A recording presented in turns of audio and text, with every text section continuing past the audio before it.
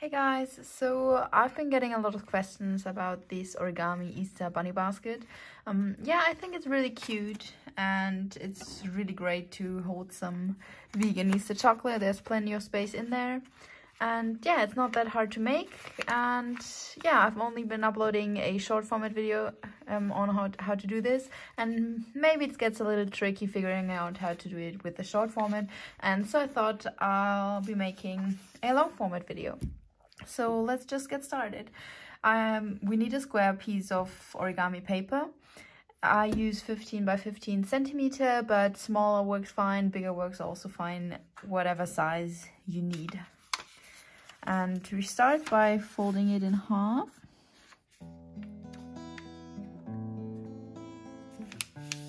Like this. And the more accurate you fold now, the easier it gets later. Next step, we open it up again and then we fold the lower and the upper edge to the center, like cupboard doors.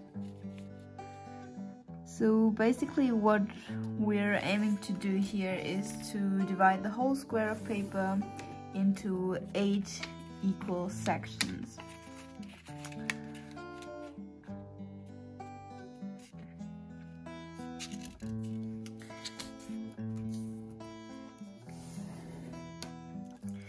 We open it up again, and now we fold the lower edge to the highest score line. So this one up here.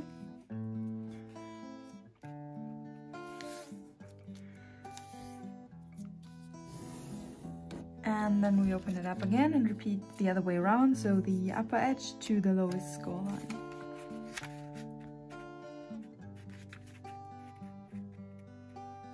This.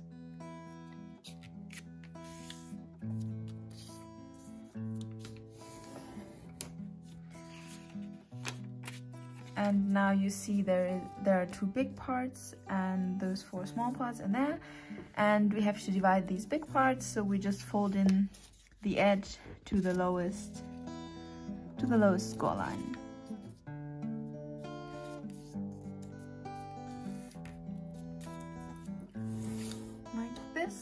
And repeat on the upper side with the upper edge to the highest of the score lines. And now we have 8 equal sections of the paper. And we turn it around a little so the edge points to us, and then we fold it in half again, but this time in a diagonal way.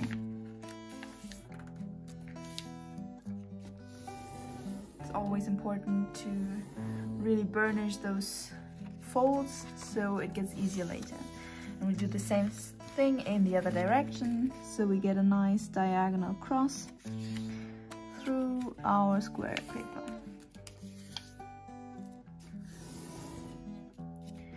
And we fold it up again and lay it in front of us, so the first score lines, the 8 score lines, they are horizontal.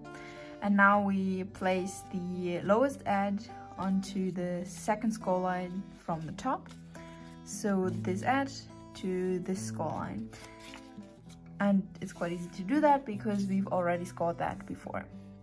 So the next part is a little tricky. You see this diagonal line, do you?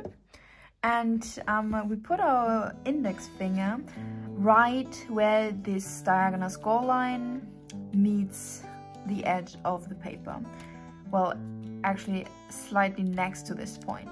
Then with the other index finger we go inside this pocket, and now we lift this pocket up, and our goal is to get this corner lying on top of the high score line here. So we take it, we push it back. We can also put these, or we can also just take the diagonal score line, we pinch it a little, and then we lie it back onto where it meets the highest score line. So you can see it moves quite freely along there, and we want it to lie exactly on top of the score lines, so around about here. And then we just push everything down like this. And now it should look like this. Next step, we turn the whole thing around, and now you see the edge, the lower edge. You see the first score line and you see the second score line, and we want this second score line to lie on top of this edge down here. So we take it, we pinch it a little, and then we just drag it down, push this first score line in, and then we just place it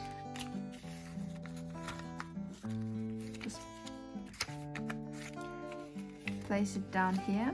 And we won't be able to fully flatten it out because the paper just raises up here, but that's not to worry. We just take this other diagonal score line again, we again pinch it a little, pinch it together, and then we take it and lay it on top of the first ear we made previously. And then you see it falls nice and flat. Maybe once again on the other side, we take it, we lie it down flat on the first ear, and then we can just push it flat. If the paper still rises or bulks up here a little, you can just go inside and flatten it out. But this one's quite nicely. So you can already see kind of the face of the bunny. And next step, we work on the bottom of the bunny, its buttocks, if you so will. Okay, so the next step is we want to place this edge on the upper score line, like the first score line from the top. That's where we want this edge to be. So we fold up in a triangular manner, like this. And the score line is really important, so make sure you're really burnishing it. You can go over it several times, because if we have a nice score line here, a nice crisp one, then it will be way easier in the next step. So we open it up again, and then we turn the bunny around so the ears point towards the table, but the bunny's nose points at us like this. And then we kind of open it, and you see this zigzag line. We just created this one, and here's a mountain fold, here's a valley fold, and here's a mountain fold, and we want to invert that. So we want the valley fold to be a mountain fold, so to point upwards, and those mountain folds to be valley folds, so to point downwards.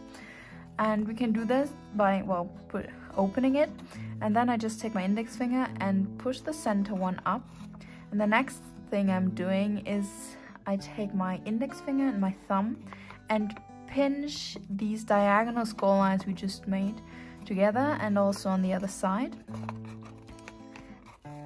up till this corner of mountains. And if we're doing that, it kind of falls into position like it should, and then we can just put it together and make it flat again. Perfect. Next step, we open up this flap as far as it goes, and then we fold it in half. So we fold the outer edge back on the inner edge, or onto the inner edge, burnish the fold, and then we just close it up again. And now we'll repeat the same step on the other side. So open up the flap again, half it by folding the outer edge onto the inner one, and then we can close it again. So it kind of resembles more the bunny it will become eventually right now, right? But it's a little bit higher, and we want to make the walls of it a little thicker. And how we do that is we fold this upper section, the one between the edge and the first score line, inside. And you see this triangle? we want to fold this part over one side of the triangle. So we take it and we just lay it inside here, like this. And we don't create a new score line, we're just using the ones we already made.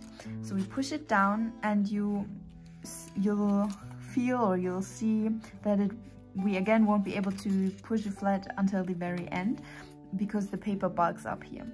But that's not to worry, we just go inside this pocket that opens, we flatten it out, and then once that's done, there's a kind of triangular pocket that's created here, and then we just push it flat like this. Now it's flat, we have this flat triangle, and the wall is also flat. Nice. And now we can repeat the same process on the other side. So take the upper section and lay it over this triangle side. So we push it inside just like this.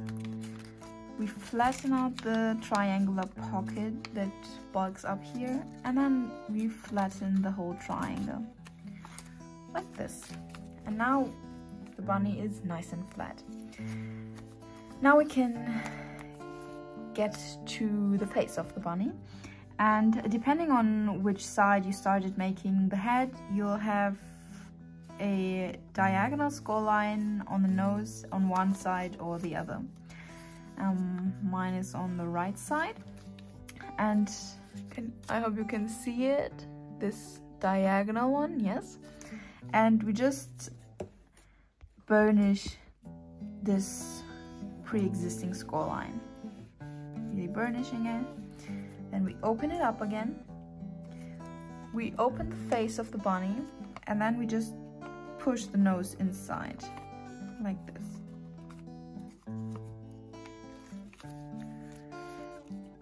Almost there.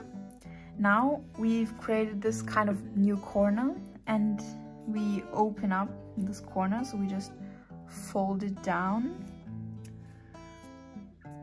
like this.